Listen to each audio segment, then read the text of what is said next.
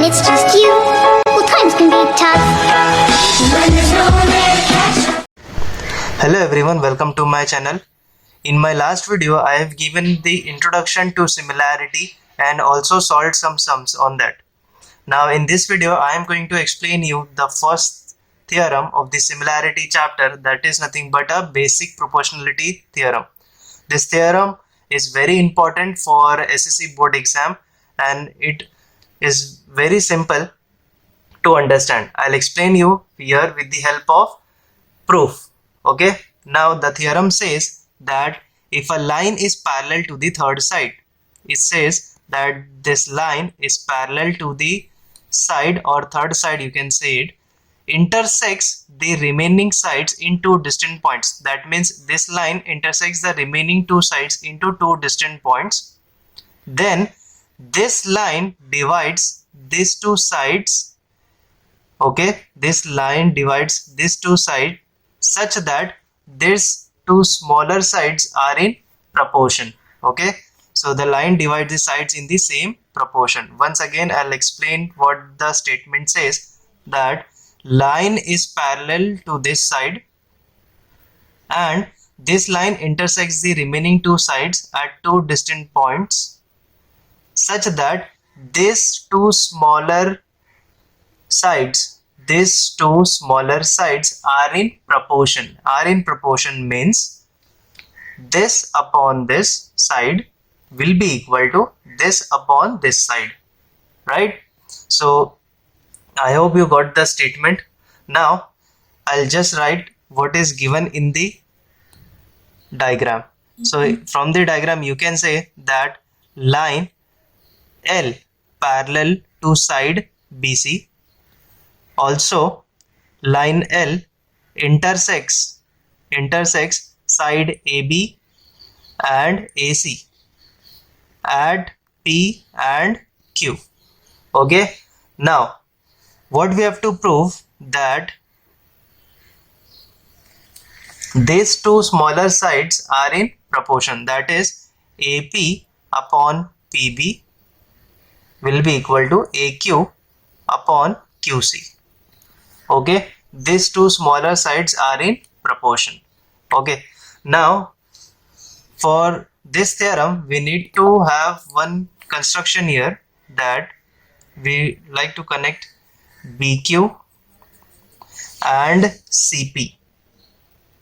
BQ and CP.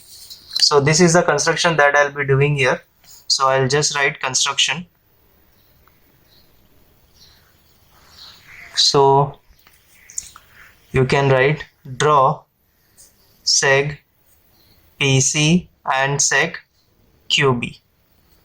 Okay, now next I'll be writing proof. So we will prove this statement. So let us see the diagram. First of all, I have drawn this line. Okay, now for the proof we need to have two triangles. Okay, we need to have two triangles. Which two triangles I'll be taking here? I'll be taking triangle APQ, and triangle BPQ. Okay, which two triangles again? APQ and BPQ. Now, if you see these two triangles in this manner, okay, in this manner, if you see AQP and BQP, so both the triangles are having same height PQ. Both the triangles are having same height PQ. Now if you remember, in the last video I have given you the conditions for the common base or common height, but here is the case in which both the heights of the two triangles are equal. So first of all, I'll write triangle APQ and triangle BPQ have common, or you can say equal, height PQ. Okay, now if you remember, whenever you get common height, you get the ratio of their corresponding bases, right? You have get the ratio of the corresponding bases. So in both these two triangles, APQ and BPQ, we have the bases as AP and BP, right? So I'll just write it here that area of triangle APQ upon area of triangle BPQ. We are taking the ratio, so we have common height, so we will get the ratio of the corresponding bases. So APQ has a base of AP and BPQ has a base of BP, right? So this is the equation number 1 we have got. Okay, now this is done. This is the equation number 1. Now the next pair of triangle that we are going to take is nothing but APQ and CPQ. Which triangles? APQ, CPQ. That means these two triangles I am taking. Okay, now if you see from this side that APQ and CPQ, again APQ, CPQ both have common height PQ. Again here both have common height PQ. So again we can write the ratio of the corresponding bases. Now APQ here as a base of AQ and CPQ here has a base of CQ, right? So first of all we will write the statement that triangle APQ and triangle CPQ have common height PQ. Okay, if they have common height we will get the ratio of the corresponding bases. Now again area of triangle APQ upon area of triangle CPQ will be equal to the bases, ratio of the bases, that is basis is AQ and this is QC. Okay, this is the equation number 2 we have got by comparing this triangle with this triangle, this triangle with this triangle from the two cases. Now if you look at two triangles, which two triangles? Triangle BPQ, these two triangles, BPQ, this triangle and this triangle, BPQ and CPQ. Okay, now if you see carefully that if I draw this line, this is the height. Okay, between this line or this length the two triangles are drawn, BPQ and CPQ. Okay, first of all I'd like to tell you BPQ and CPQ have a common base PQ. Okay, have a common base PQ and both these triangle are drawn between these two lines, that means both this triangle have a common height. Okay, so both these triangles have a common base and common height. Okay, so I'll just write the statement triangle BPQ and triangle CPQ have common base PQ and equal height. Okay, now if you remember in the last video, in the case of both the triangles are having equal bases and heights, we get the ratio as 1. Okay, we get the ratio as 1. So I'll write area of triangle BPQ upon area of triangle CPQ will be equal to 1. So you can say this will get here multiplied. So area of triangle BPQ is equal to area of triangle CPQ. This is equation number 3, right? Now I will substitute equation number 3 in equation number 1. How? In place of triangle BPQ, here it is written triangle BPQ. Okay, in the place of BPQ I will write CPQ. Okay, because both are equal, so in the place of BPQ I'll write CPQ in equation number 1. So I'll write substitute equation number 3 in equation number 1. So I'll write this statement area of triangle APQ upon, in the place of BPQ I'll write CPQ. So area of triangle CPQ AQ is equal to, this will be same, that is AP upon BP. This is equation number 4 we have got by substituting equation number 3 in equation number 1. Now I'll compare equation 4 and equation 2. Now if you see equation 4 and equation 2, the LHS part is same, that is area of triangle APQ upon area of triangle CPQ, and here also area of triangle APQ upon area of triangle CPQ. Both the left hand side part is same, so we can write these two are also equal, okay, because both the left hand side is same, so we can write both the right hand side are also same. So from equation 2 and equation 4 we can say that AQ upon QC is equal to AP upon BP. Okay, I've written AQ upon QC is equal to AP upon BP because both the left hand side are equal, that means right hand side are also equal. This left hand side are equal, that is right hand side are also equal. So equation number 2 and equation number 4, both the right hand side of both these equations are equal. So hence we have proved this BPT theorem. Okay, and next are the theorems of angle bisector theorem and property of 3 parallel lines and 2 transversal, but that I'll cover in the next videos. So let's just solve some problems related to basic proportionality theorem. So the next topic that we are going to study is the converse of basic proportionality theorem. Now we have done the basic proportionality theorem. Now this is the reverse of that, that is nothing but converse of basic proportionality theorem. It says that if a line divides any two sides of a triangle in the same ratio, then the line is parallel to the third side.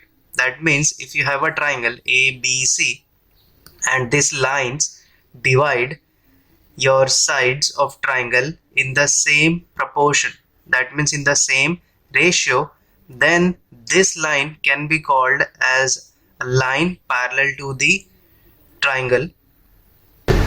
So whenever you have a question and you have this ratios, that is AY upon YB and AZ upon ZC, then you can say that YZ is parallel to the side BC. So I'll write it over here that line YZ parallel to side BC.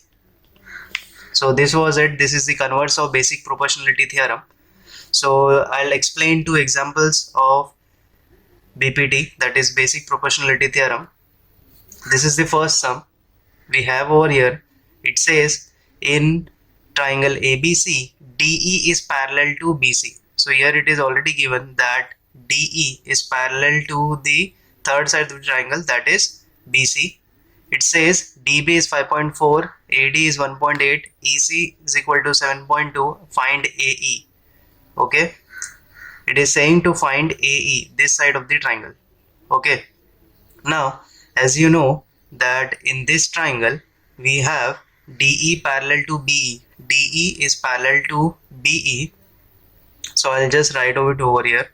In triangle ABC DE is parallel to BC, therefore we can use over here BPT theorem. Therefore by BPT theorem we can write, now this line is parallel to this side, so I'll start from this vertex.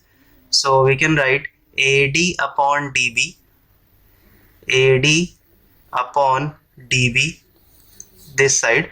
Now on the right side AE upon EC, AE upon EC. Okay, now next we will substitute the values. Now AD is given as 1.8 upon DB is given as 5.4 is equal to AE we have to find out upon EC is given as 7.2. Okay, we will just cross multiply it. We will take 7.2 which is in the denominator, I'll take it over here, it will get multiplied to 1.8. So 1.8 into 7.2 upon 5.4 is equal to E.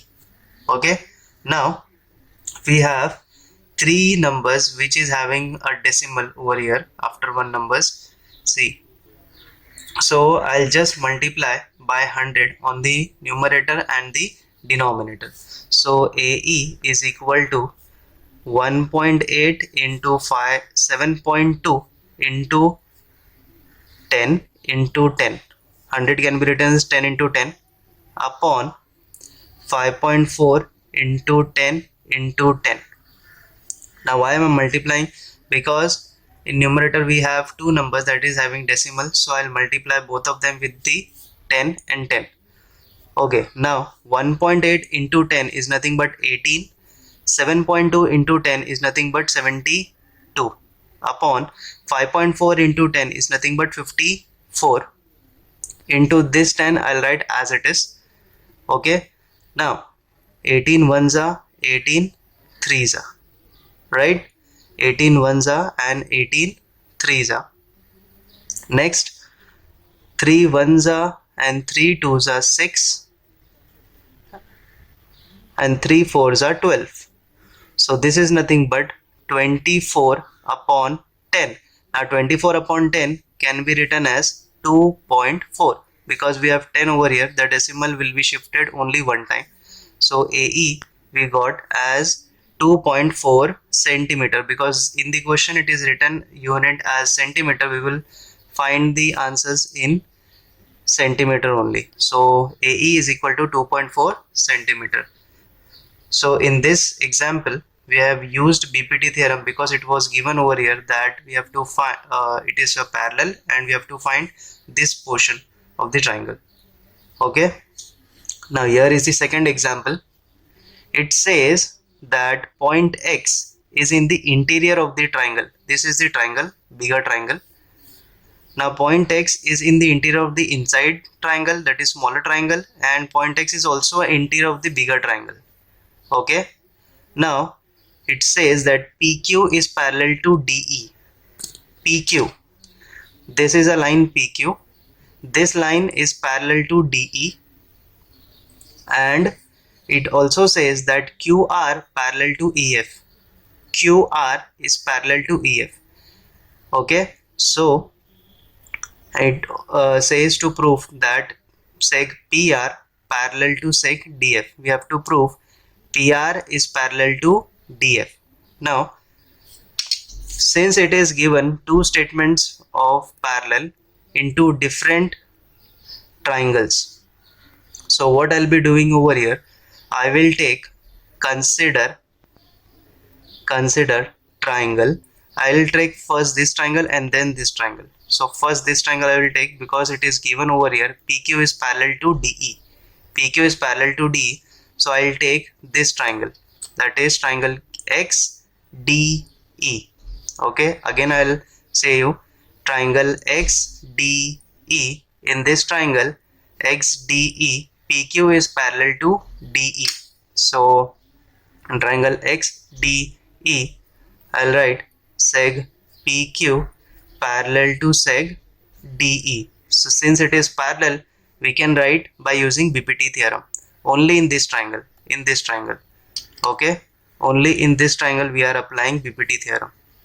So I'll write from this vertex because this line is parallel to this side, so I'll write from this vertex. So what we can write, XP upon PD, XP upon PD, XP upon PD, and here XQ upon QE, XQ upon QE. This is by using BPT. Okay, this is equation number 1. Now second statement, QR is parallel to F. QR is parallel to EF. That means we have to take this triangle, this one, XEF.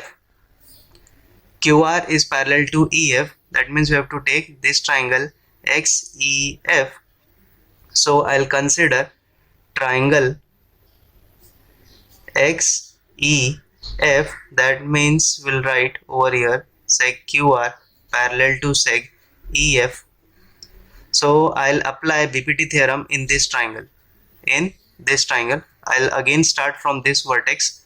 So xq upon qe is equal to xr upon rf. Okay, I'll just repeat. xq upon qe, xq upon qe is equal to xr upon rf. Okay, this is again by using BPT theorem. So we have applied BPT two times over here. First of all in this triangle and second in this triangle. Now this is equation number 2. Now observe equation number 1 and equation number 2. Now here xq upon qe in this equation we have, and here also xq upon qe we have. So both these equations are equal to xq upon qe. That means from 1 and 2 we can write that xp upon pd is equal to xr upon rf. Okay, since this is equal to this triangle, this statement, and this is equal to this statement, so we can write xp upon pd is equal to xr upon rf, right? So I'll write from equation 1 and equation 2. Now if you just go through this, that xp upon pd, it is saying xp upon pd, and here it says xr upon rf. So we have, for this triangle we have got this ratio xp upon pd and xr upon rf. So I have already discussed with you this, that whenever you get the ratio, you can say that that line is parallel to the third side of your triangle. So similarly we are getting over here that xp upon pd is equal to xr upon rf. That means we can say that rp is parallel to fd. rp is parallel to fd. So here I can say that seg rp parallel to seg df by what theorem? By converse of BPT theorem. Okay, so this was the two examples that I wanted to discuss with you. I hope you understood this video and also these theorems along with the examples. If you have any doubt in this video, let me know in the comments. There are many more sums in the textbooks. You can just go through it and try to do it yourself. If you have any doubt, let me know, and also like my video, subscribe to my channel and share it with your friends. Thank you so much.